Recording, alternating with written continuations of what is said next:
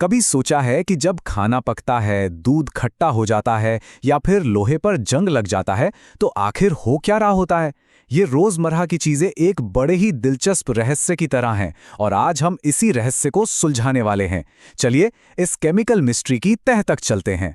हाँ, तो सवाल यही है, ये सारे बदलाव जिन्हें हम अक्सर बस यूं ही देखकर अनदेखा कर देते हैं, असल में एक ही प्रोसेस का हिस्सा हैं। तो आज हम एक केमिकल जासूस बनकर इन रोजमर्रा के बदलावों के पीछे का सच पता लगाएंगे।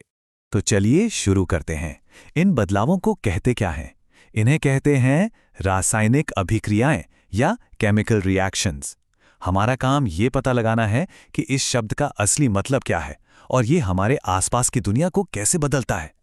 ये है इसकी सबसे बुनियादी परिभाषा। मतलब बात सिर्फ दिखने में बदलाव की नहीं है, बल्कि किसी चीज के अंदर से उसके फंडामेंटल लेवल पर पूरी तरह से बदल जाने की है। ये एक चीज का एक पूरी तरह से नई चीज में बदलना है जिसकी प्रॉपर्टीज भी बिल्कुल नहीं हो। तो सवाल यह है कि हमें पता कैसे चलेगा कि कोई केमिकल रिएक्शन हुआ भी है या नहीं। वही जैसे कोई जासूस सुराग ढूंढता है ना, ठीक वैसे ही हम भी सबूतों की तलाश करेंगे। आइए देखते हैं कि एक केमिकल रिएक्शन अपने पीछे कौन कौन से निशान छोड़ जाता है। पहला सुराग देखिए, बिल्कुल साफ एक चमकदार मेटल का रिबन और वो जलकर राख के ढेर में बदल जाता है। ये सिर्फ गर्म नहीं हो रहा है, ये पूरी तरह से एक नया पदार्थ बन रहा है। रंग और स्टेट में कितना जबरदस्त बदलाव है। और यहां देखिए, हमें दो और जबरदस्त सुराग मिलते हैं। एक तो गैस के बुलबुले निकलना, जो बताता है कि कोई नई गैस बन रही है, और दूसरा फ्लास्क का गर्म हो जाना, जो टेम्परेचर में बदलाव का साफ संकेत है। ये ऐसे सबूत हैं जिन्हें हम नजरअंदाज कर ही नहीं सकते। तो अब हमारे पास जासूसों वाली एक चेकलिस्ट है। हमें इन चार मुख्य सुरागों पर नजर रखनी है।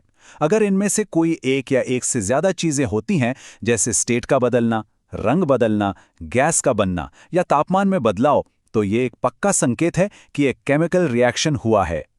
ठीक है, तो अब हम सुराग पहचानना तो सीख गए। अब बारी है हमारी जांच के अगले लेवल की, यानी केमिस्ट्री के सीक्रेट भाषा को समझने की। इसे केमिकल इक्वेशन कहते हैं। चलिए इस कोड को भी तोड़ते हैं। इस भाषा के आप कह सकते हैं दो मेन पार्ट्स हैं। एक हैं अभिकारक, मतलब वो चीजें जो रिएक्शन शुरू करती हैं, और दूसरे हैं उत्पाद, यानी जो आखिर में बनते हैं। ये कुछ कुछ पहले और बाद वाली कहानी की तरह है। हम शुरुआत तो शब्दों से कर सकते हैं, है ना? समझने में आसान है। लेकिन केमिस्ट लोग इसे और छोटा और स्मार्ट बना देते हैं, सिंबल्स का इस्तेमाल करके। Mg + O2 बराबर MgO कहना न सिर्फ तेज है, बल्कि इसे दुनिया भर के साइंटिस्ट समझ सकते हैं। ये केमिस्ट्री की अपनी शॉर्टहैंड है। लेकिन इस केमिकल भाषा का एक बहुत ही पक्का नियम है, एक ऐसा कानून जिसे तोड़ा नहीं जा सकता। और यहीं से आता है इक्वेशंस को बैलेंस करने का कॉन्सेप्ट। ये सिर्फ ये लिखने के बारे में नहीं है कि क्या हुआ, बल्कि ये पक्का करने के बारे में है कि उसे सही तरीके से लिखा गया है। और ये है केमिस्ट्री का गोल्डन रूल। इसका सीधा सा मतलब है कि रिएक्शन शुरू होने से पहले आपके पास हर एलिमेंट के जितने एटम्स थे, रिएक्शन के बाद भी उतने ही होने चाहिए। कुछ भी ना तो गायब होता है और ना ही कहीं से नया आ जाता है, बस चीजें रीअरेंज होती हैं। चलिए अब वापस अपने जंग लगने वाले केस पर आते हैं। यह है इसका स्केलेटल इक्वेशन, मतलब एक कच्चा ढांचा। ये बस बता रहा है कि कौन कौन शामिल है, पर यह बैलेंस्ड नहीं है। आप खुद देखिए, लेफ्ट साइड पर एक आयरन एटम है और राइट साइड पर 3। तराजू तो एकदम गड़बड़ है, इसे ठीक करना पड़ेगा। तो चलिए इसे स्टेप बाय स्टेप बैलेंस करते हैं। स्टेप 2, हम ऑक्सीजन से शुरू करते हैं। दाईं तरफ 4 ऑक्सीजन एटम है, तो हम बाईं तरफ H2O के आगे 4 लगा देते हैं। हो गया ऑक्सीजन बैलेंस्ड। स्टेप 3, लेकिन अब बाईं तरफ 8 हाइड्रोजन हो गए। इसे ठीक करने के लिए हम दाईं तरफ H2 के आगे 4 लगा देते हैं। अब हाइड्रोजन भी बैलेंस हो गया। स्टेप 4, आखिर में आयरन। दाईं तरफ 3 है, तो हम बाईं तरफ Fe के आगे 3 लगा देते हैं। स्टेप 5, अब चेक करते हैं। दोनों तरफ 3 आयरन, 8 हाइड्रोजन और 4 ऑक्सीजन एटम। परफेक्ट, हमारा समीकरण अब पूरी तरह से बैलेंस्ड है। तो अब हम केमिस्ट्री की भाषा लिखना और बैलेंस करना दोनों सीख गए हैं। तो अब क्या? चलिए अब अलग अलग तरह के रिएक्शंस को पहचानना सीखते हैं। ये कुछ ऐसा है जैसे अलग अलग संदिग्धों की प्रोफाइलिंग करना, ताकि हम उनके काम करने का तरीका बेहतर समझ सकें। सबसे पहला टाइप और सबसे सीधा साधा, संयोजन अभिक्रिया। जैसा कि नाम से ही पता चल रहा है, इसमें चीजें बस एक साथ जुड़ जाती हैं। दो या दो से ज्यादा सिंपल चीजें मिलकर एक कॉम्प्लेक्स चीज बनाती हैं। मतलब ए और बी मिलकर ए बी बन जाते हैं। इसका एक बहुत ही क्लासिक एग्जाम्पल है जब बिना बुझे चूने में पानी मिलाया जाता है।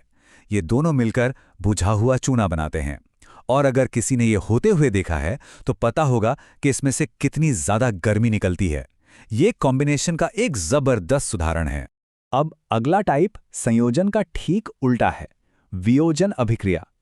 इसमें एक बड़ी कॉम्प्लेक्स चीज टूटकर छोटे छोटे सिंपल हिस्सों में बंट जाती है। यानी ए बी टूटकर ए और बी में बदल जाता है। जैसे जब चूना पत्थर को गर्म किया जाता है तो वो बिना बुझे चूने और कार्बन डाइऑक्साइड गैस में टूट जाता है। यहाँ ध्यान देने वाली बात यह है कि इस तरह टूटने के लिए अक्सर एनर्जी की जरूरत पड़ती है, जैसे कि गर्मी। ये स्लाइड इन दोनों के बीच के फर्क को एकदम साफ साफ दिखाती है। संयोजन में पहेली के टुकड़े जुड़ रहे हैं और वियोजन में पूरी पहेली अपने टुकड़ों में बिखर रही है। कह सकते हैं एक ही सिक्के के दो पहलू हैं। अगला टाइप है विस्थापन अभिक्रिया। इसे एक तरह की अदला बदली या स्विच की तरह सोच सकते हैं। एक ज्यादा ताकतवर या ज्यादा रिएक्टिव एलिमेंट आता है और एक कंपाउंड में से कम रिएक्टिव एलिमेंट को हटाकर उसकी जगह ले लेता है। ये इसका एक परफेक्ट एग्जाम्पल है। जब लोहे की कील को नीले कॉपर सल्फेट के सॉल्यूशन में डालते हैं ना, तो ज्यादा रिएक्टिव लोहा आता है और कॉपर को धक्का देकर उसकी जगह ले लेता है और बेचारा कॉपर अकेला रह जाता है और सॉल्यूशन का नीला रंग भी हल्का पड़ जाता है। और इसी के साथ हम वापस अपने शुरुआती रहस्य पर आ गए। अब हम जानते हैं कि जंग लगना सिर्फ लोहे का खराब होना नहीं है, ये एक केमिकल रिएक्शन है। और अब हमारे पास इसे बताने के लिए एक बिल्कुल सटीक बैलेंस्ड इक्वेशन भी है। Case solved. और आखिर में एक बात सोचने के लिए, केमिस्ट्री सिर्फ लैब में या जंग लगे कीलों पर ही नहीं होती, ये तो हमारे अंदर हर पल हर सेकंड हो रही है। सांस लेने से लेकर खाना पचाने तक हमारी पूरी जिंदगी ही केमिकल रिएक्शंस की एक सिम्फनी है। तो सवाल ये है कि उन सब में से सबसे जरूरी रिएक्शन कौन सा है?